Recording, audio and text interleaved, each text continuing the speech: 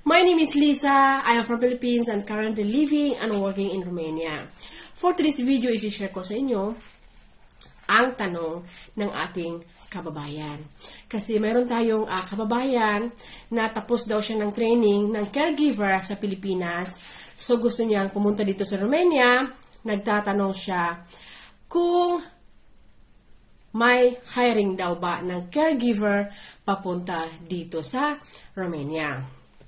Alam nyo kabayan, alam mo, or sa inyong lahat ng mga caregiver na gustong pumunta dito sa Romania. Actually kasi, dito sa Romania, mayroon tayong mga home for the aged. Napakarami. Kasi dito sa kanila, pag tumatanda na talaga na, as in matanda na, nilalagay nila sa mga home for the aged. Marami yan dito sa Romania kasi nandito po tayo sa Europa. So, excuse me, madalang lamang po ang gustong mag-hire ng caregiver, lalong-lalo na paggaling pa sa ibang bansa like Philippines. Madalang lang po yan. Maliban lamang kung mayroon tayong isang pamilya na gusto lang talaga nila, ang magulang nila ay nandyan lang sa kanilang bahay, may mga iba na kumukuha sila ng mga caregiver.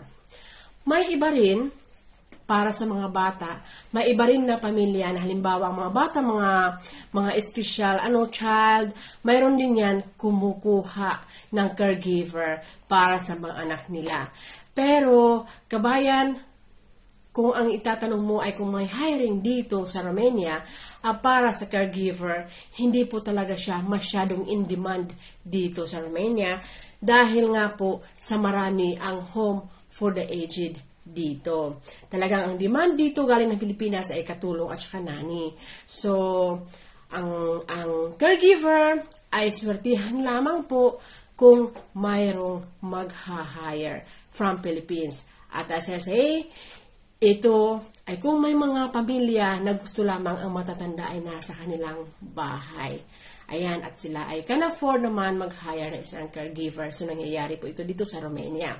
Pero, mag-abang-abang ka lang sa mga agencies sa Pilipinas, malay natin mayroong hiring ng caregiver papunta dito. Pero as of now, yan muna ang aking ma-share. Sana makatulong. Ingat po lahat.